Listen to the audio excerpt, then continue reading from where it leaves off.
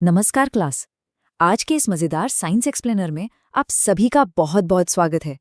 आज हम एक ऐसी घटना के बारे में बात करने वाले हैं जो हमारे आसपास हर वक्त होती रहती है, यानी लाइट का बिहेवियर।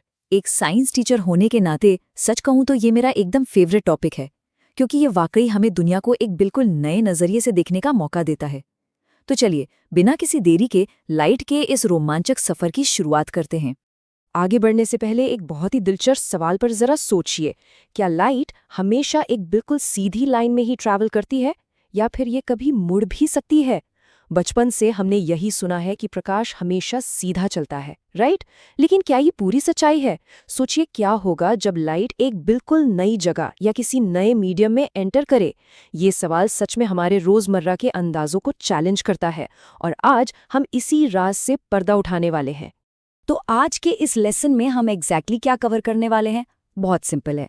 पहले हम समझेंगे कि आखिर ये लाइट रिफ्रैक्शन होता क्या है, फिर बात करेंगे रेयर और डेंस मीडियम्स की, उसके बाद देखेंगे कि लाइट की किरणें किस तरफ मुड़ती हैं और आखिर में रिफ्रैक्शन के कुछ बहुत ही जरूरी नियमों को समझेंगे। तो चलिए अपने पहले टॉपिक से शुरू करते हैं। आखिर ये लाइट रिफ्रैक्शन या प्रकाश का अपवर्तन है क्या चीज? सिंपल शब्दों में कहें तो लाइट रिफ्रैक्शन वो घटना है जहां लाइट की एक रे यानी किरण जब एक ट्रांसपेरेंट मीडियम से दूसरे ट्रांसपेरेंट मीडियम में जाती है तो वो अपने ओरिजिनल रास्ते से भटक जाती है या डिविएट हो जाती है। यहाँ सबसे इंपॉर्टेंट वर्ड है ट्रांसपेरेंट यानी पारदर्शी। तो जब भी लाइट एक मीडियम से दूसरे में एंटर करेगी उसका अपने रास्ते से मुड़ जाना ही लाइट रिफ्रैक्शन कहलाता है।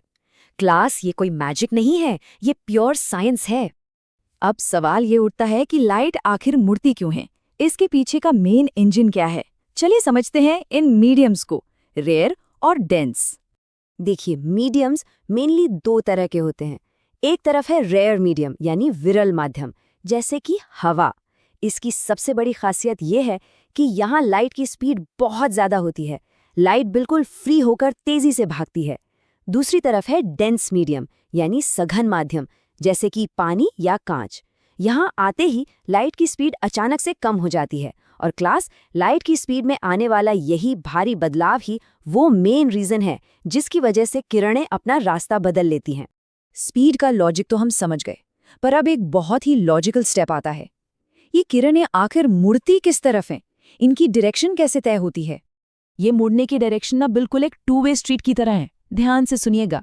जब लाइट एक रेयर मीडियम से डेंस मीडियम में जाती है, मान लीजिए हवा से पानी में, तो वो नॉर्मल लाइन की तरफ झुक जाती है। नॉर्मल यानी वो इमेजिनरी लाइन जो सरफेस पर एकदम सीधी खड़ी होती है।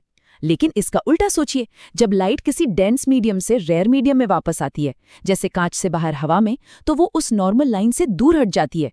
यानी सब कुछ इस बात पर डिपेंड करता है कि लाइट स्पीड अप हो रही है या स्लो डाउन।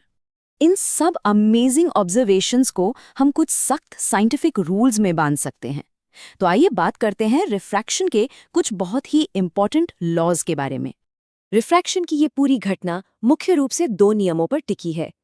पहला नियम ज्योमेट्री से जुड़ा है, जो इंसिडेंट रे है यानी आने वाली किरण, रिफ्रैक्टेड रे यानी मुड़ने वाली किरण, और दोनों मीडियम्स के सरफेस पर बनने वाला नॉर्मल।